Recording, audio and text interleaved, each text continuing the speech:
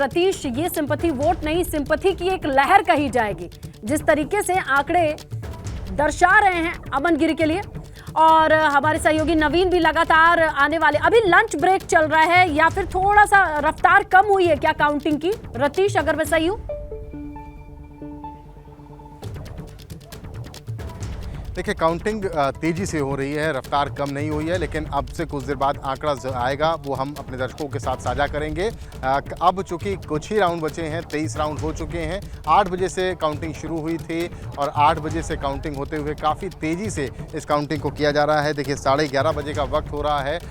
ये माना जा रहा है कि आधे घंटे के अंदर पिक्चर बहुत कुछ क्लियर हो जाएगी। अब कुछ जैसा कि हम देख रहे हैं, एक साथ 3 राउंड के नतीजे निकल करके सामने आते हैं। 18वें राउंड के बाद सीधे 21वें राउंड का नतीजा आया और उसके बाद फिर 23वें राउंड के बारे में हमने बताया। अब हमें लगता है कि 2-3 राउंड और ज़्यादा काउंटिंग होने के बाद जो डेटा निकल के आएगा, चूँकि अनाउंसमेंट थोड़ा देर से हो रहा है। अभी हमने सुना 21वें राउंड के बारे में बताया गया, लेकिन हम अपने दर्शकों को बहुत पहले से 23वें राउंड के बारे में बता चुके हैं। अब कुछ देर बाद ही 24वें 25वें राउंड के बारे में क्या हुआ और लीड कितनी बढ़ी या कम हुई, घटी, इसके बारे में बताएंगे। तो रफ्तार से चल रही है काउंटिंग और जल्द से जल्द ये कहा जा रहा है कि अब नतीजा निकल के आएगा। आधे से 1 घंटे के अंदर विजेता घोषित कर दिया जाएगा। फिलहाल जो लेटेस्ट डेटा अब निकल करके आया है वो 23वें राउंड के बाद 29,000 की लीड का है, लेकिन अब जल्द से जल्द हम अपने दर्शकों को लेटेस्ट अपडेट के साथ बताएंगे कि अब लीड कितनी आगे बढ़ी है या घटी है। जी बिल्कुल, अब देखना होगा कि किस तरीके से ये लीड, और अब तो सिर्फ सारा खेल जो बचा है वो ये है कि अपने ही पिता के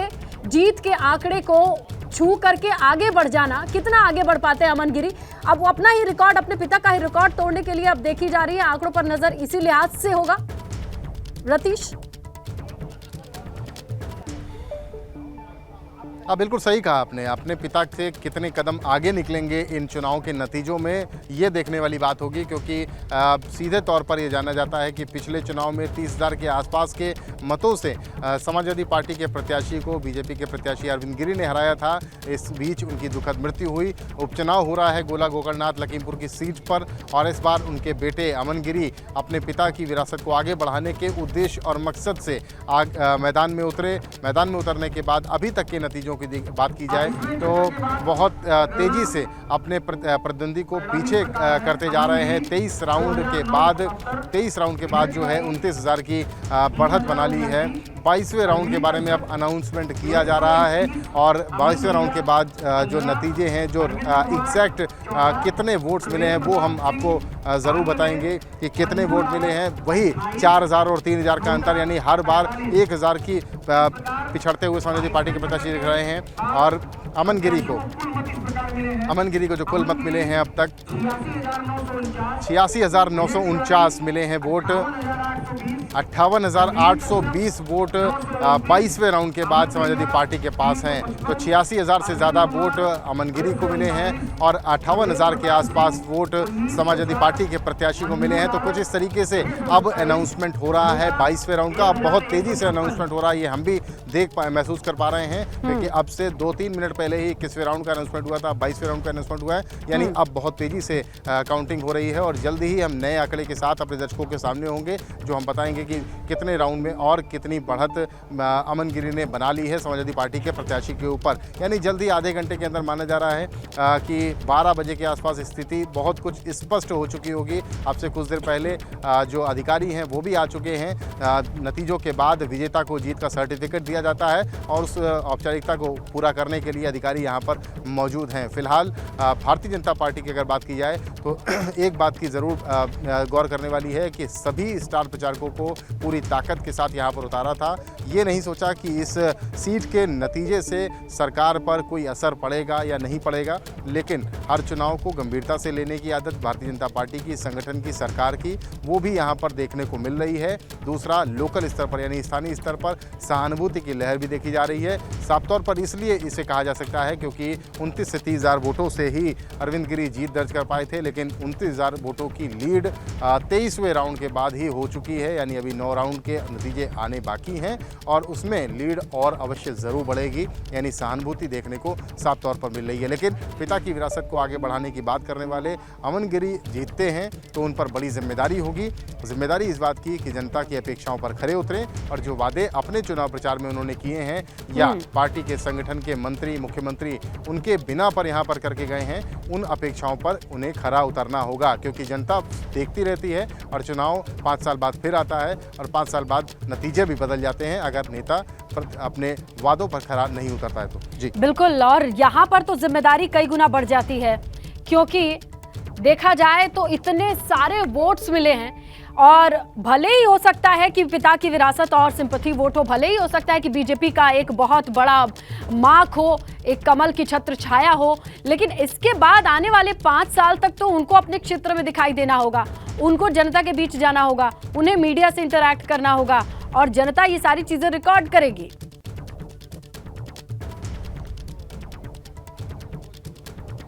बिल्कुल ठीक कहा आपने। उनके पिता ने जो कुछ किया उससे आगे जाकर के उनको काम करना होगा, क्योंकि विरासत को आगे बढ़ाने की बात कर रहे हैं। पार्टी के जो नेता यहाँ पर चुनाव प्रचार में उतरे थे, उन्होंने पीछे की बातों को करते करते आगे की बातें, देखिए नेता जब भी आते हैं दावे ज़रूर करते हैं और दावे वादों के साथ परखे जाते हैं कि किस तरह से बातें कही गई जनता के बीच उतर करके। मुख्यमंत्री जब यहाँ पर आए तो मुख्यमंत्री ने भी यही कहा था कि देखिए इस बीच आपको बताएंगे 23वां जो चक्र है उसमें अनाउंसमेंट हो रहा है। 3,800 से ज़्यादा 23वें राउंड में अमन गिरी को मिली है।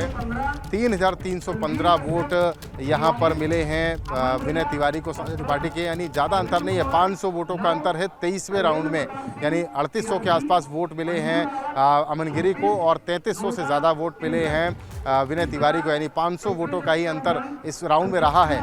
इसीलिए थोड़ी सी लीड अब कम होती जा रही है। लेकिन अब कुल वोट बता रहे हैं 90,803 वोट हो गए हैं, 62,135 वोट हो गए हैं विनय तिवारी के, 92,000, 90,000 और 62,000 ये एक टैली निकल के आई है वोटों की समाजवादी पार्टी और बीजेपी की, यानी 90,000 से ज़्यादा वोट अब तक 23वें चरण के बाद मिल चुके हैं अमन गिरी को, बीजेपी के जो प्रत्याशी हैं, और 62,000 के आसपास वोट मिल चुके हैं समाजवादी पार्टी के प्रत्याशी विनय तिवारी को। 23वें राउंड का नतीजा बता दिया गया है, बिल्कुल घोषित कर दिया गया है। लेकिन हम पहले ही बता चुके हैं कि 23वें राउंड में 29,000 की बढ़त पहले ही अमन गिरी बना चुके हैं, यानी अब बहुत तेजी से काउंटिंग हो रही है। हम जल्द से जल्द अपने आसानी नतीजों की ओर लेटेस्ट अपडेट देंगे कि कितने राउंड हो चुके हैं और काउंटिंग में। बिल्कुल रतीश, लेकिन जब लखीमपुर को चुनाव के दौरान मुझे भी जाने का मौका मिला, जितना मैंने उस एरिया को देखा समझा, संपन्न है लखीमपुर और संपन्न है, गन्ना बेल्ट है, बड़े बड़े किसान हैं, छोटे छोटे वहाँ पर बटाई वाले किसान नहीं, बड़े बड़े किसान दिखाई देते हैं, संपन्न। और वहाँ के मुद्दे, वहाँ के जो लोग हैं उनके बीच में कैसी बातचीत है, वो क्या उम्मीद रखते हैं, क्योंकि जैसी जहाँ की समस्याएं होती हैं अपने विधायक से लोगों की वैसी ही उम्मीद होती है। वहां पर आपने जितना लोगों से बातचीत किया, आपको क्या लगता है, क्या उम्मीद होगी अमन से उनकी? देखिए तराई बेल्ट है लखीमपुर का इलाका, साफ तौर पर ये कहा जा सकता है कि बीजेपी के लिए पिछले कुछ दिनों में, कुछ सालों में ठीक नहीं रहा है इस बाबत, क्योंकि भारतीय जनता पार्टी के एक बड़े नेता पर जब संकट आया और उन पर तमाम आरोप लगे, उनके बेटे पर आरोप लगे और उसके बाद उनको कन्विक्ट किया गया, तब भारतीय जनता पार्टी के नेताओं पर सभी दल टूट पड़े थे और ऐसे में बीजेपी को अपने लिए माहौल बनाने में काफ़ी मशक्कत भी करनी पड़ी। गोला गोकर्णनाथ की जीत भारतीय जनता पार्टी के लिए अच्छा संदेश या शुभ संदेश देने वाली कही जा सकती है। हालांकि उपचुनाव सत्ता पक्ष का होता है, ये सभी जानते हैं, लेकिन उपचुनाव लेकिन ये भी तो देखिए, गृह राज्य मंत्री बगल के क्षेत्र से आते हैं, वहीं से आते हैं, लेकिन स्टार प्रचारकों की लिस्ट में उनका नाम नहीं था, प्रचार करने के लिए वो इस सीट पे नहीं आए।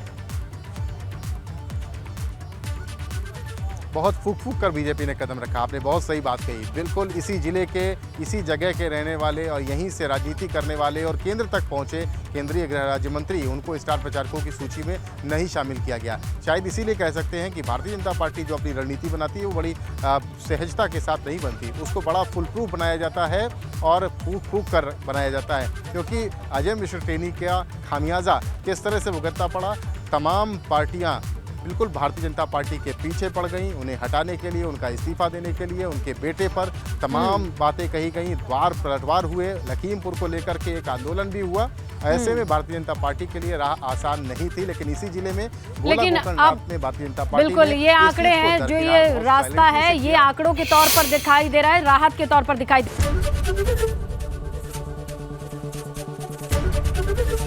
एबीपी गंगा, खबर आपकी, जुबान आपकी।